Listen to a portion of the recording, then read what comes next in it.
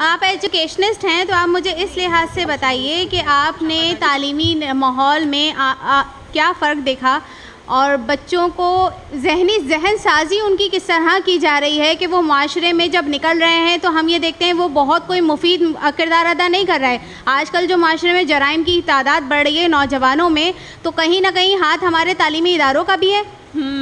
اچھا, میں تو بھائی پوری ساری گفتگو کو کنکلوڈ کرنا چاہ رہی ہوں. میرے تو معصوم بچے, میں یوتھ کو ریپرزینٹ کر رہی ہوں نا, میرے بچے بہت معصوم ہیں.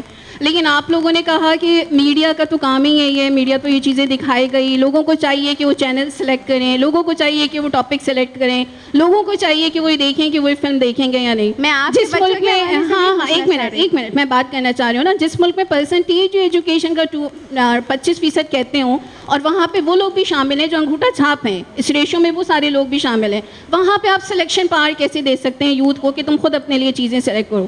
پیچھے سے بات آئی کہ آپ جو سیکسول ایجوکیشن کے حوالے سے بات کریں, آپ نے کہا بچوں کو اویئر کریں, ہم آپ کے لیے کچھ نہیں کر سکتے نا. تو میں اپنی بیٹی یا بیٹے کی حفاظت کے حوالے سے بھی فکر مند ہوں. پیچھے سے میرا دل چاہ رہا تھا کہ میں انٹرپٹ کروں. ساری ذمہ داری آپ میرے معصوم بچوں کے اوپر ڈال دیتے ہیں. میڈیا کے حوالے سے ساری بے روی آپ نے ان کو دکھا دی. تعلیم کے حوالے سے آپ کے پاس کوئی سالڈ نظام موجود نہیں ہے, ایک ساتھ آپ بہت سارے نظام کو لے کے چل رہے ہیں. اساتذہ کرام کی ٹریننگ کے حوالے سے آپ کے پاس کوئی سسٹم موجود نہیں ہے. آپ اسلامی نظریہ حیات کی بات کرتے ہیں, کوئی کیریکولم آپ کا اس کے ساتھ انٹیگریٹ نہیں ہوا ہوا. تو آخر ایسے میں آپ کو بچے اگر مجرم نہیں ملیں گے, عادی نہیں ملیں گے, تو اور کیا ملیں گے؟ اس کے باوجود بھی ریشو دیکھو, کوئی نہ کوئی عرفہ کریم موجود ہی ہے نا پاکستان میں الحمدللہ.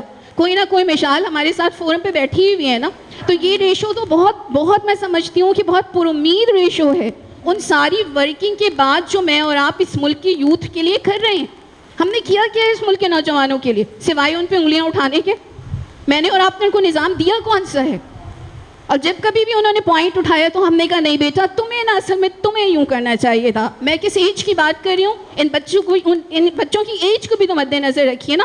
یہاں سے پیچھے سے بات آئی تھی, ہم نے فیلڈ میں کام کیا ہے, ہم نے مضبوطی سے فیلڈ میں کام کیا. او مائی گاڈ, آپ کیسے کمپیئر سکتے ہیں یوتھ کو اپنے ساتھ؟ آپ نے ایک میچیور ایج میں جاب جوائن کی تھی, آپ کو پتہ تھا آپ کے کیا حقوق ہیں, آپ کو پتہ تھا کہ آپ نے اپنے کولیگس کے ساتھ کیسے ہینڈل کرنا ہے. آپ میری 14 سال کی بیٹی کو اس مصیبت میں ڈال کے کہ آپ نے پیٹرول اور آگ دونوں کو اکٹھے کریے مخلوط تعلیم میں, اور آپ کہتے ہیں تمہیں اپنی کیئر خود کرنی چاہیے, تمہیں یہ چیزیں سیکھنی چاہیے کہ تمہیں لوگوں کے ساتھ کیسے رہنا ہے. یہ میری سمجھ میں بات نہیں آتی. ایسے ماحول میں آپ کو بچے ایسے ہی ملیں گے. اور ماشاءاللہ میں پھر یہ کہوں, میں امید کی شاعری کی بات کرتی ہوں نا, ہمارے بچے برے نہیں ہیں.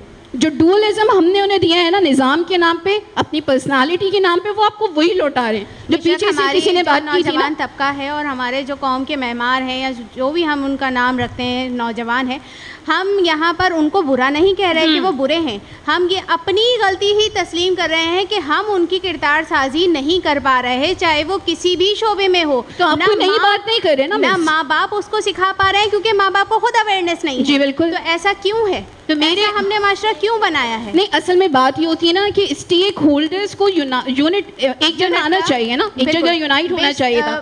جو ریاست کا کام ہے نا وہ ہو نہیں رہا, وہ ریاست کا کام ہو نہیں رہا نا. آپ ایسی 10 ورک شاپ ارینج کر لیجئے, لیکن ہم اس کے باوجود بھی اسی پیج پہ کھڑے رہیں گے. بالکل صحیح. اس لیے کہ ریاست اپنا کام نہیں کر رہی نا. انڈیویجول پاکٹس میں اگر کوئی کچھ کر بھی رہا ہے تو اس کا امپیکٹ کہاں آئے گا؟ آخر نہیں آ, اس کا امپیکٹ نہیں ہوگا, یا ہوگا تو بہت لمیٹڈ ہوگا. ہمیں سرپرستی ضروری ہے, بہت ضروری ہے.